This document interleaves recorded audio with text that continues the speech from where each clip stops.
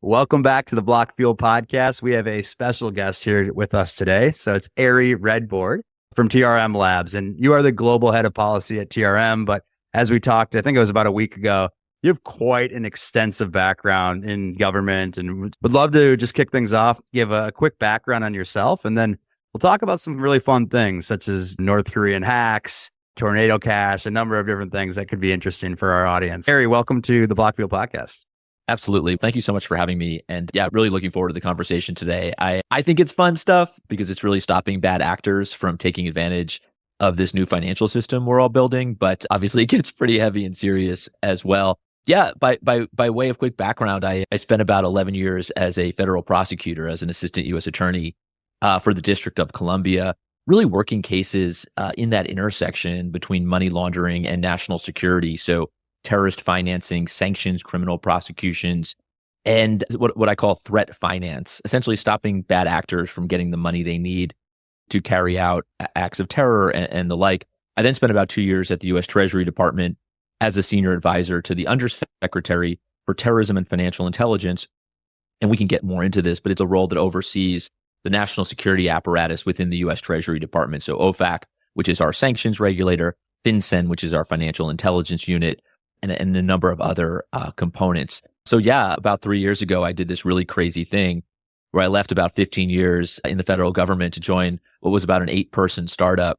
We're well over 200 today across about 40 countries, working with law enforcement and financial institutions and crypto businesses all over the world. Yeah, really cool journey and having a lot of fun.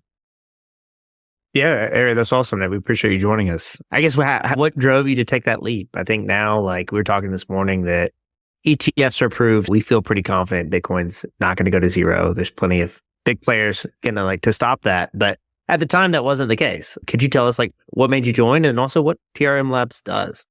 No, I really appreciate it. Yeah, look, I had spent my entire career working to protect the global financial system and from illicit actors, whether it's North Korea or terrorist financiers or sanctioned Russian oligarchs, etc. And I ended up in a conversation with Esteban Castano, who's the co-founder and CEO of TRM. Again, tiny, small startup at the time. But I was like, wow, there is a really cool startup on a mission to build a safer financial system, which is essentially like what I've been doing for most of my career in the government, and just thought it was just an incredible match. And it's been fun building a company, fun working with the greatest investigators in the world, tracking and tracing the flow of funds on blockchains to stop bad actors. I am super excited about the price of Bitcoin at the moment. I think it's awesome. It's so cool to see the ecosystem growing, but I think it's much, much bigger than that ultimately. I think that blockchain rails will be used for payments at scale, and we're going to see this sort of new financial system really flourish. But in order for that to happen, we have to stop bad guys from taking advantage of it, which is the nature of illicit activity. So why do you think that there's this conception that it's like people that are in crypto are like, oh, we built this to get away from the government, and it was obviously based out of 2008 financial crisis. But I feel like there's this misconception that the government's kind of against crypto. In reality, you'd think that the government would absolutely love blockchain because everything is traceable, right? You have the ability, and one common misconception is that you can't freeze wallets, which is something that clearly the government's able to do. But why do you think that is the case? And how do we build this bridge between the government and the people and saying, hey, we're all in this together. We do need to have some stopgaps to avoid terrorist financing, things like that. But how do we have that conversation a little bit more with the people? Yeah, I think we're there. And I've seen it more and more over the last 3.5 years. I've had conversations with policymakers and regulators and law enforcement really all over the world. I've testified twice in front of US Congress on this exact issue. And I think that we're moving in that direction of policymakers and regulators in particular, really understanding the tech and working towards, I think, just where you were, that middle ground between maybe where the industry started and regulatory skepticism around it. Look, I think it does, to your question, really go back to the promise of the technology, right? This idea of cross-border value transfer at the speed of the internet in larger amounts than ever before is the promise of cryptocurrency, right? For payments, for remittances, for humanitarian aid, for relief. However, who else loves cross-border value transfer at the speed of the internet, right? Bad guys. You want to be able to move funds faster cross-border than ever before. But I think the difference maker here for crypto compared to traditional finance is the native properties of public blockchains, right? Permanent, traceable, immutable. And it allows us to track and trace the flow of funds in order to ultimately identify and seize back wallets and really do anti-money laundering, illicit finance better than we've ever done it in the traditional world. There's this sense, I think, amongst policymakers, certainly on Capitol Hill, that money laundering is a huge problem in cryptocurrency. I think the reality is anti-money laundering is a feature of the technology, not a bug, right? This allows us to do things better than we did in the traditional world. And we're seeing it play out. The US Treasury, law enforcement globally are all using this type of technology to stop bad actors. And in my view, help create a safer ecosystem for crypto to live and move. So just on that topic real quick, I know obviously a button that no one wants to talk about, Israel-Palestine conflict. I know the Hamas, I think there was like a story where they actually said no longer pay us within Bitcoin. Can you talk a little bit about what happened there? And I guess like, how do you stop, just big picture, like how do you know a wallet is a terrorist or a wallet is some bad actor, for instance? Yeah, it's a great question. So I'll start at the end of your question and go slightly backward. So what we do at TRM is we're a software company, right? We provide software that allows investigators, whether it's anyone from the FBI to the Met Police in the UK to federal police in Australia, they use our software to track and trace the flow of funds. So what we do is we take that raw blockchain data, right? The to, the from, the alphanumeric address that you're familiar with, and we layer it with threat intelligence. So if we see Hamas raising funds on a Telegram channel, we take that address, right? That Bitcoin address or other crypto address, and we label it terror financing. So when the FBI or Israeli authorities are tracing those funds, or the owner of that wallet tries to cash out of Coinbase, they know who they're dealing with. That's only possible in crypto. So going back to your question, post October 7th, the world was very interested in, hey, how was Hamas in particular, or how did Hamas use crypto to fund these terrorist attacks? And there was a lot of different numbers thrown around. The Wall Street Journal had a number of about 40 million raised by Hamas, which was very inaccurate. But really what we're seeing is thousands, max tens of thousands raised by supporters of Hamas since October 7th. And when I say supporters of Hamas, we have not seen any official Hamas channels attempt to raise funds in cryptocurrency since that April 2023 announcement that you referenced, where Hamas said that they would not be raising funds in Bitcoin anymore. And the reason Hamas said we're not going to be raising funds in Bitcoin anymore is because US and Israeli authorities had very effectively targeted supporters. I can tell you over the last few months, anytime a solicitation in crypto or terror financing in crypto in the Hamas context comes up, we see it almost immediately taken down. And that's really because we've become very effective at going after bad actors in this way. There are, I think as the crypto ecosystem grows, you are likely to see more terrorist financing, just the nature of anything, right? When there's more, you're going to see more activity. Today, terror financing is not a huge threat in the crypto ecosystem. There are plenty of others. You mentioned DPRK. That's a very real live threat. This is just crypto is a very tiny piece of a much larger terror financing puzzle. Yeah, just following up on diving more on authorities using, say, TRM Labs to identify the wallets of Hamas supporters. Just out of curiosity, what are some of the actions that you've seen them taking? Is it maybe working with international banks to shut down someone and say, a friendly U.S. country or someone in Jordan where saying, hey, we're not going to allow you to have aid if you don't shut these bank accounts down because they're sending money in? Or what are some of the things that from what you could share, authorities have followed up on, or maybe conjecture on what you think they are doing to follow up on those? Yeah, no, absolutely. Really good question. I think, I think there are several sort of pieces to this. First of all, and a lot of folks don't know this, but OFAC, the sanctions regulator in the US Treasury Department, they have a list that they call the Specially Designated Nationals list, with a lot of people call the sanctions list. Over the last few years, OFAC has started putting cryptocurrency addresses actually on that list. Some of those addresses have been associated with terrorist financiers. Others have been associated with mixing services like Tornado Cash.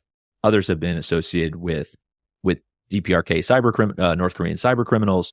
That's one thing we're seeing. We're seeing that regulators are sanctioning specific addresses associated with individuals. We saw OFAC sanction, Office of Foreign Asset Control is OFAC. We saw them sanction a facilitator of Russian money laundering recently. to include crypto addresses. So we're seeing more and more of that type of activity using sanctions. We've also seen the seizure of wallets associated with terrorism. Recently, Israel has put a number of different wallet addresses associated with Hamas and Hezbollah and other types of terror organizations on a list, and they've seized those crypto addresses. I think where some of the confusion has come in when we're talking about the data, and this is why nuance and good data is so important here. The way that the Wall Street Journal spoke to another blockchain analytics company, and the way they got their number ultimately is that they basically added up the funds and all of the seized addresses that Israeli authorities had seized associated with Hamas. The reality is those wallets also held lawful users' cryptocurrency. They were associated with exchanges, right? When you're an exchange address, you hold different individuals' funds. So adding up that number does not get you the total number associated with Hamas. It gets you the total number in those wallet addresses. And this is why nuance is really important. But seizures are another way to do this.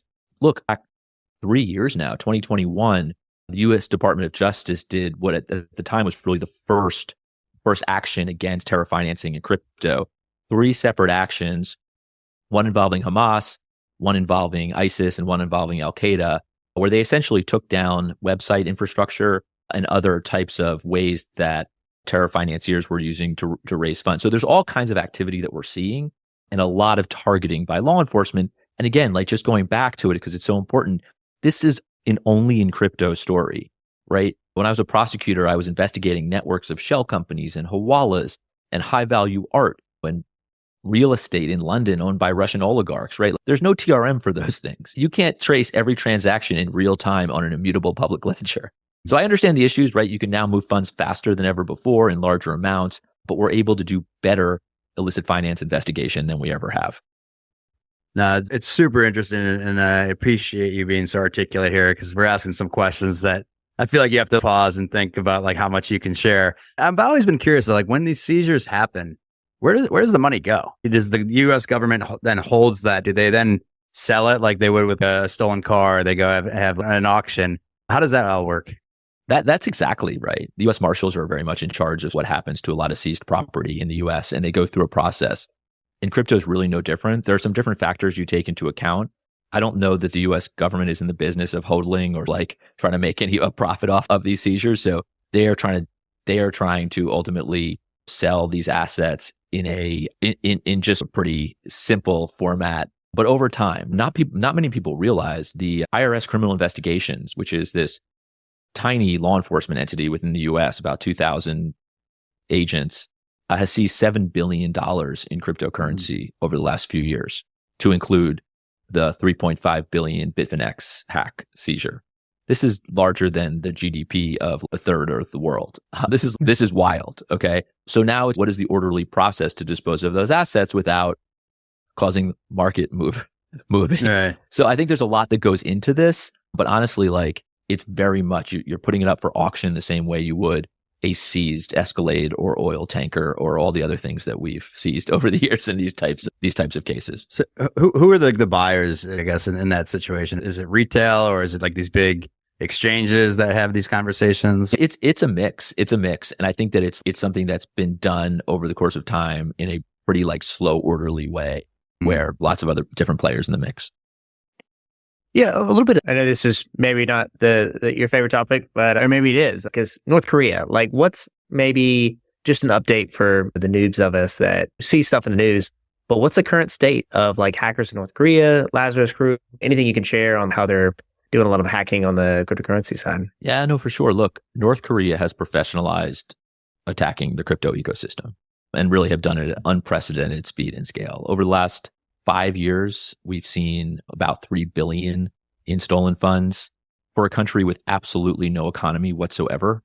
It's a money laundering state. All their economy is entirely based on criminal activity. That is a lot of funds to potentially spend on weapons proliferation and other destabilizing activity. In 2023, TRM just put out a recent report on kind of North Korea. We saw about 700 million stolen from the crypto ecosystem. That's about half of what was stolen last year, in 2022 rather. And I think it's in large part because 2022 had the Ronin hack, which was a $625 million hack on the Ronin bridge, part of the Axie Infinity game. We've seen about 1.6, 1.7 over the last 2 years alone. It's a huge issue. We continue to see North Korea's money laundering typologies change, and they're using any number of mixers. Every time the US government sanctions or takes down one mixer, we saw this with Tornado Cash, most recently Sinbad, all mixing services used at scale by North Korea, they'll find other sort of avenues to focus on. It's a huge issue. I'd say it's not entirely a crypto issue, if a crypto issue at all. It's very much a cybersecurity issue. As we build in the crypto space, as we build DeFi protocols and centralized exchanges, we need to ensure that cybersecurity is absolutely foundational. And it's something that you're inevitably going to skip on as you're trying to build fast and build cool stuff. But the reality is it's a critical issue on so many levels. Look, I'm a national security prosecutor most of my life. I deeply care about these issues from that lens. But even if you don't, even if really what you care deeply about is crypto and having this ecosystem grow and flourish, no one is going to put their money on a DeFi protocol or a bridge or a centralized exchange if they think it's going to be stolen by North Korea cyber criminals. So it's an absolutely huge issue in the space, but something I think we need a combo of government, industry, cybersecurity experts, blockchain intelligence firms like TRM and others to really work on together. We do a ton of incident response today to DeFi services and other types of entities in the space that are victims. And I'll just say, literally just before I jumped on here with you guys, I saw an article that I think it said that we're up to, oh, here we go. Yep. I just saw a number that we're at 100 billion in total volume in DeFi today. What does that say to me? I say, wow, like things are going really well. We're building in the space. Bitcoin is to the moon, but we're also going to see actors like North Korea try to take advantage of more and more liquidity, more and more volume in the space. What's funny is I look at all of this through a different lens. When I saw the total volume locked in DeFi at 100 billion, I was like, oh man, we're going to see some hacks. When I see Bitcoin at 65,000, I'm like, oh man, we're going to see all these scams now. So if you look at things differently, but I love this ecosystem. I love the people that are building in it. It's just like, how do we protect them from bad actors? Yeah.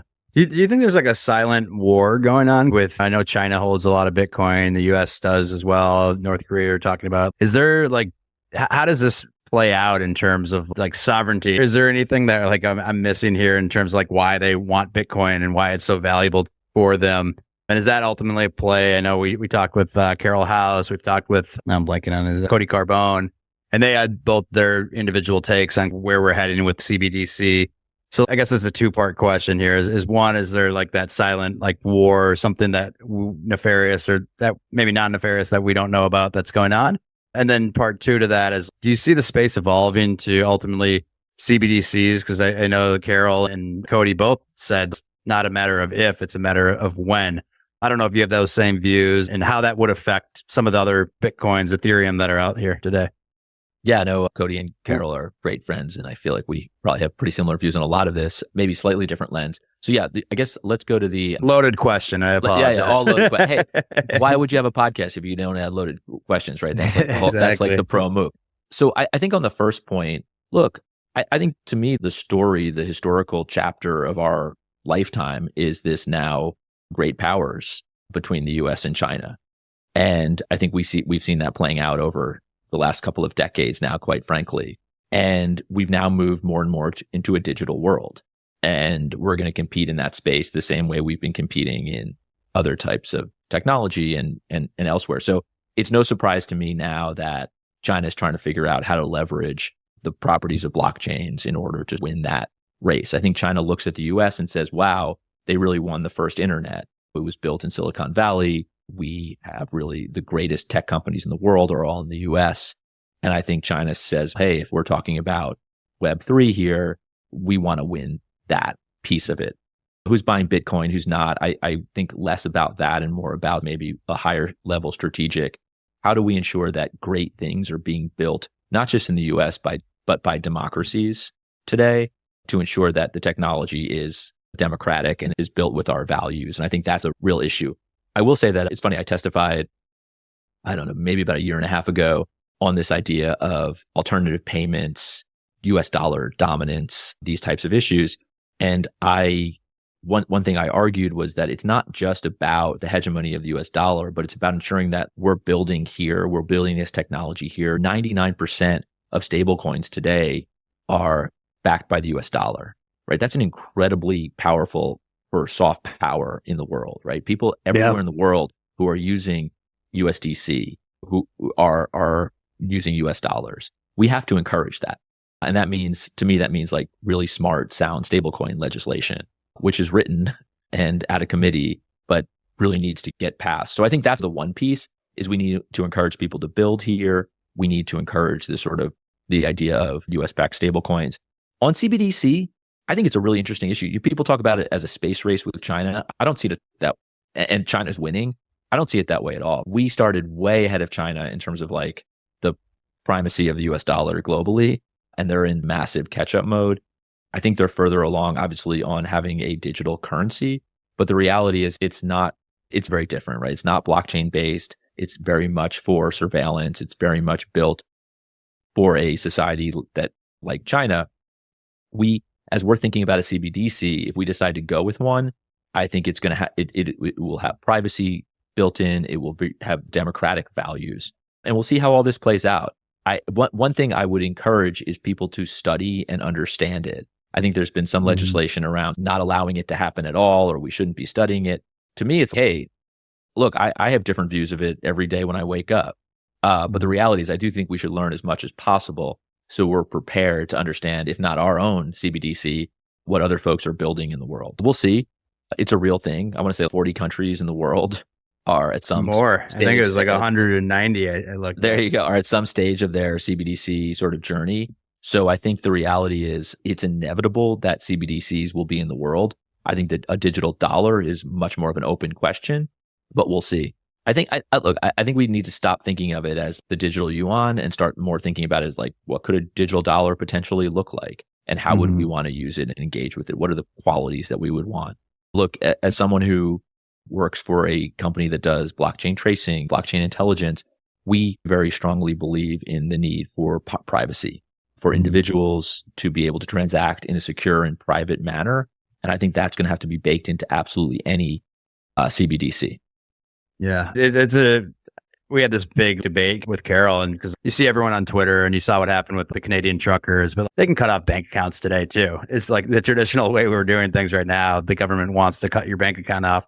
They could do that today. And I know that's a big fear I read on Twitter of, hey, if you tweet something wrong, and PayPal had this big thing where they like could fine you in the fine print. It was like $2,000 they could fine you if you said something that was like off. And so I think that's a lot of the big fears that people are seeing with CBDCs, is that could my money just be stopped or frozen at any time? But I feel like, again, that could happen today, right? Yeah, look, I am wrong all the time. You can ask my wife, like all the time.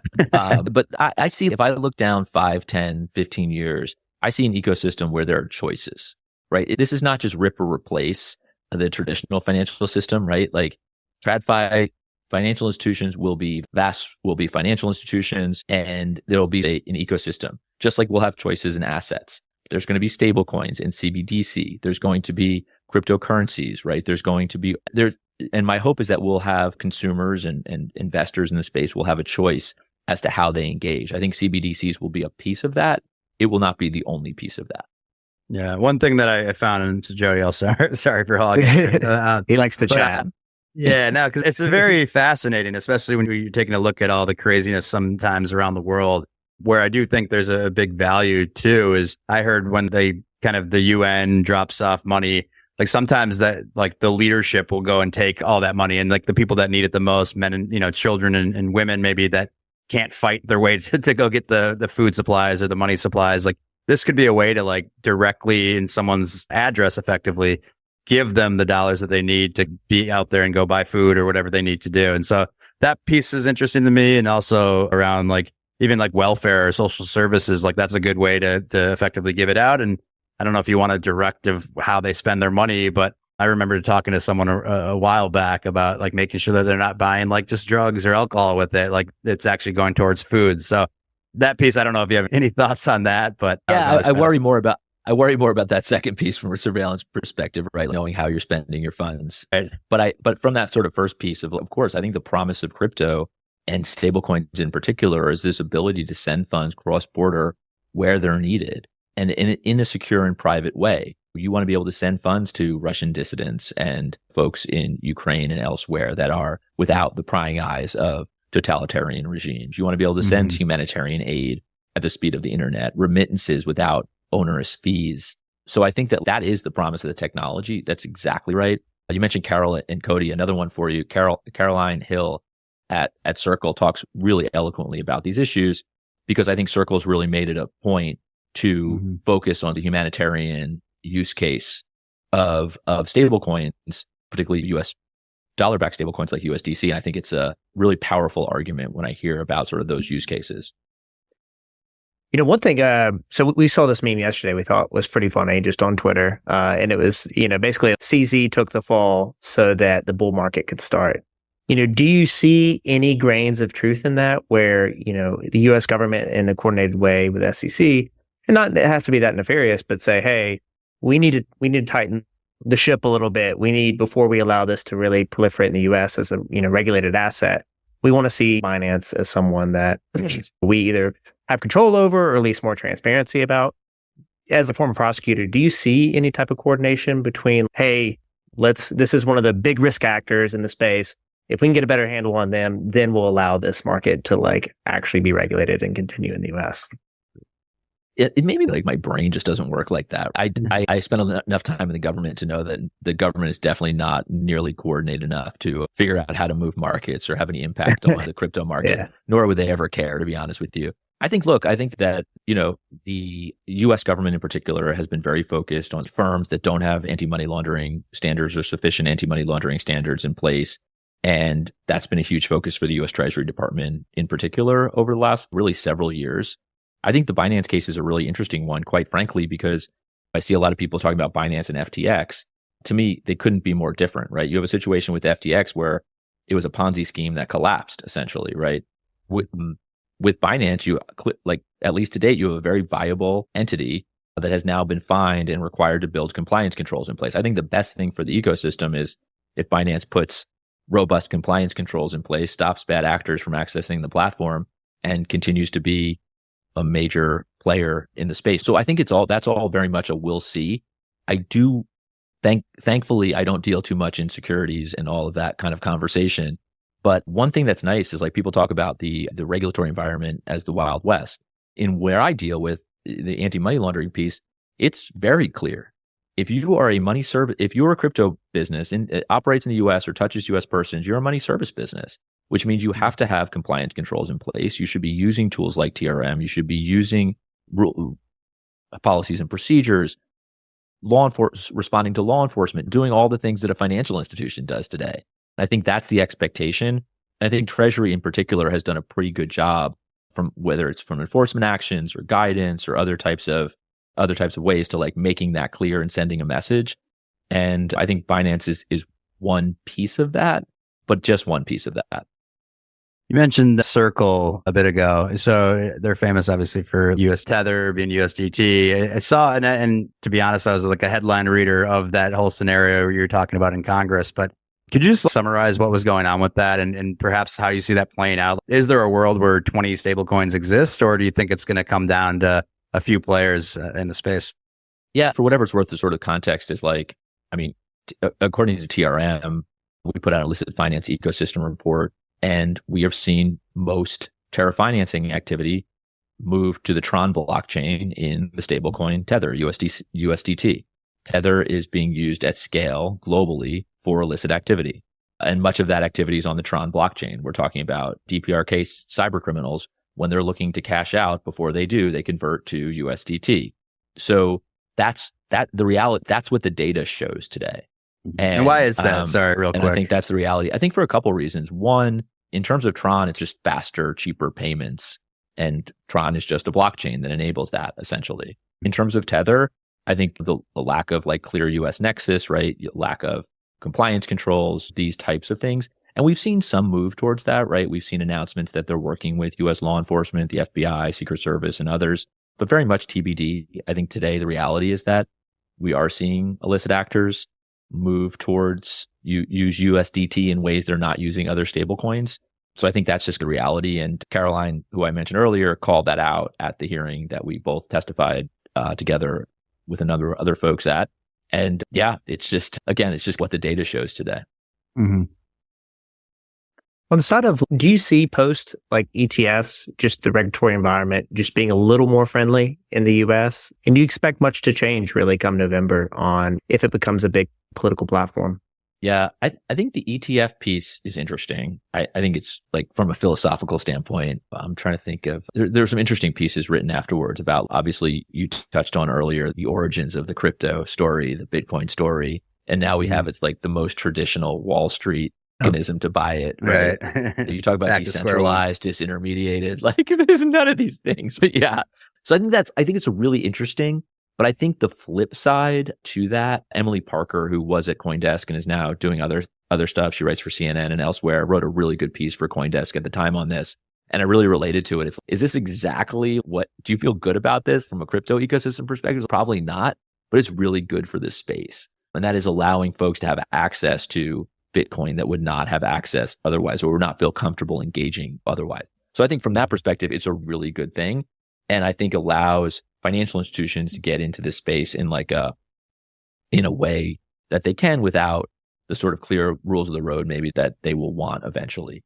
I think actual legislation is going to be hard over the course of the next few years in the US for any number of reasons. I think the political environment is hard for anything, but I also think that it's just not prioritized.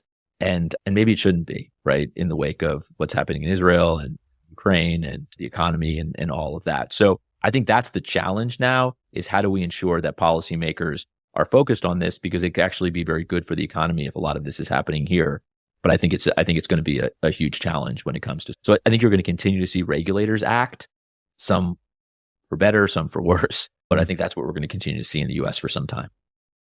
Yeah, it makes a lot of sense. Okay. There's a concept like people marry their bags in a sense. And so they get really attached to things that they own.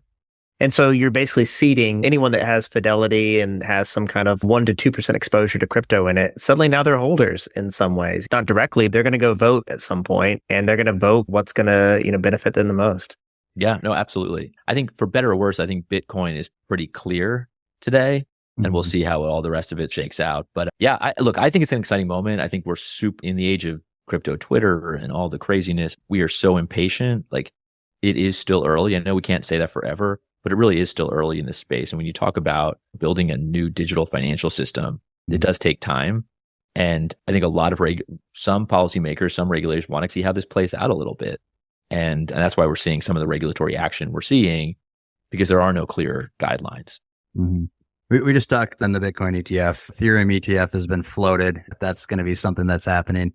I don't know if you can give any insight and from what you're seeing, if that's a reality, or is that just a pipe dream of a lot of ETH holders? Yeah, this would just be me like regurgitating what I've read out there in the world. I don't even think this is a good, I'd be excited for one, but it's definitely nothing I have inside baseball on, or it's a little outside of my wheelhouse.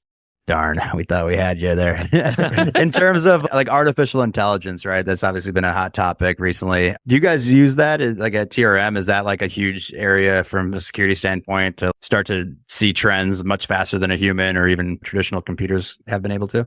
We really do, and have for some time, quite frankly. I know it's this very hot topic, but really since the very early days of TRM, we have used sophisticated machine learning algorithms in order to build our attribution. And what I mean by that is when I talked earlier about how we take that raw blockchain data and we layer it with threat intelligence, that primary intelligence, that threat intelligence comes from what I call a team of threat hunters, right? It's people who are out there looking for addresses, whether they're on the OFAC list or whether they're on a Telegram channel or a social media site, and they're labeling addresses. But that doesn't scale, right? You just have a few addresses here or there. So then what we use machine learning algorithms, data science, in order to extrapolate and build a bigger and bigger database. Hey, what address did that terror financing address transact with? And that one, and that one. And that's how you're building millions or even billions of addresses. So that's one way in terms of attribute. Another way is just the way folks use the tool, right? Everyone has an AI bot type of scenario where it's helping use your software or anything like this. So there's a number of different ways that we are using it, and I think we'll continue to, because I think just leveraging the power of new technology, I think, is so important. Yeah. One thing we were looking at, I think it was 2 weeks ago, and this is a little bit different, is Alex Karp, CEO of Palantir, came out with, I think, their earnings report and does his normal speech. But he comes out just very direct, hair is looking crazy, and he's just like, guys, this is something you should care about. We're putting together all these different actions and then meshing together to like basically protect you and bring that for all law enforcement globally that are customers of Palantir to protect them. And it's something that people weren't fully grasping. Is a comparison as TRM as a crypto Palantir, is that fair? Is that in line?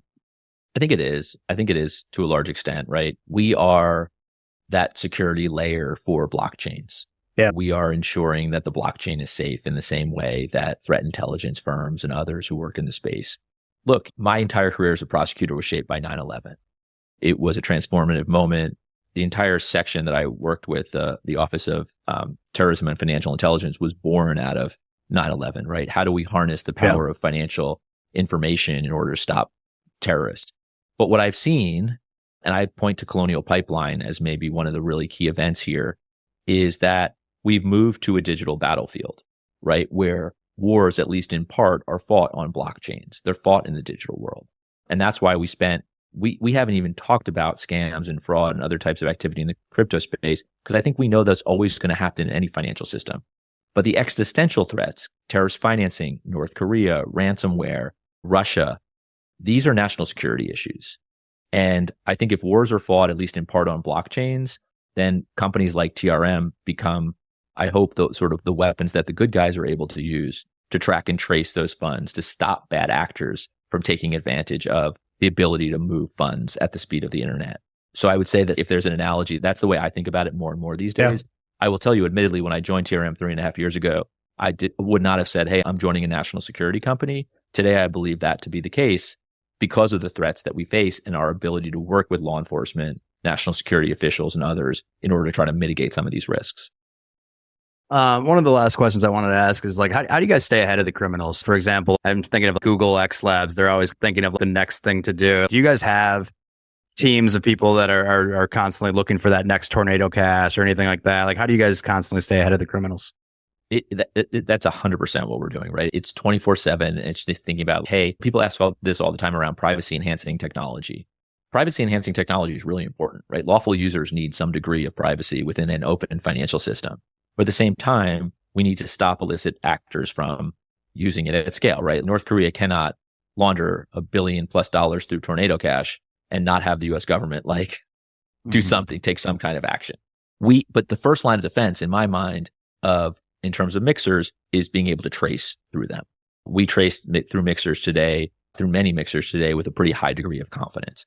Same thing with a number of different privacy coins. Bad actors are going to try to take advantage of privacy enhancing technology, other types of new technology, cross-chain swaps. We saw a lot of vulnerabilities in some of the sort of what I would call legacy tracing tools, one of which was that you could only see transactions on one graph.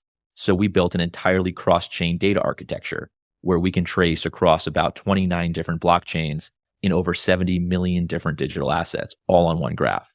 And that was literally in response to, hey, bad actors are now trying to move funds so quickly, cross-chain swaps, that we need to be able to keep up with it. I can probably come up with 20 other examples of this, but it's constant, right? It's the cat and mouse game. It's the whack-a-mole thing. It's something that's been going on between law enforcement and bad guys since the beginning of time, but now it's in the digital space.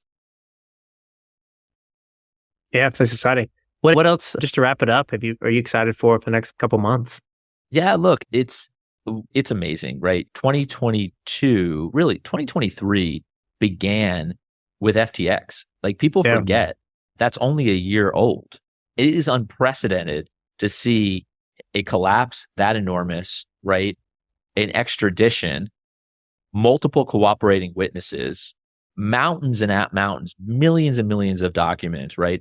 A trial, a conviction, all behind us. And I think and why I say all of that and why I sort of point to FTX, because I think we think of that as such a major event, but really what we've seen from either during that and since then is more regulators globally start to really come out with consistent standards for how they want to regulate the space, whether it's Japan or Singapore or the UK or the EU with MiCA, the market in crypto assets. legislation. And even in the US, we got a couple of bills out of committee. We have a White House executive order. Every branch of the US federal government is engaged in crypto, right? We have cases in the Supreme Court this week. So I say all that to say that if you had told me a few years ago that every branch of the US government we'd be talking about cryptocurrency and every regulator in the world has standards of some kind or has thought through this, I'd be blown away. So I think we'll see more of that. And that's what gets me excited. People give me a hard time because I'm on the road a lot and where in the world is Ari and all this. But it's because it's so global. This space is so global that these conversations are being had everywhere. And I don't know, I tell people all the time, I've never worked harder, but I've never had more fun. And it's because of like the amazing people in this space. I'd say the exact same thing. My wife always thinks I'm crazy for being in this space. I'm like, we're literally at the beginning of all of this. Very fascinating conversation. This is one of my favorite ones we've had. I really appreciate you coming on. And maybe in a year, we'll bring you back and see where the world of crypto and blockchain lies then. Let's do it. Hey, thank you so much, both of you. Really fun conversation.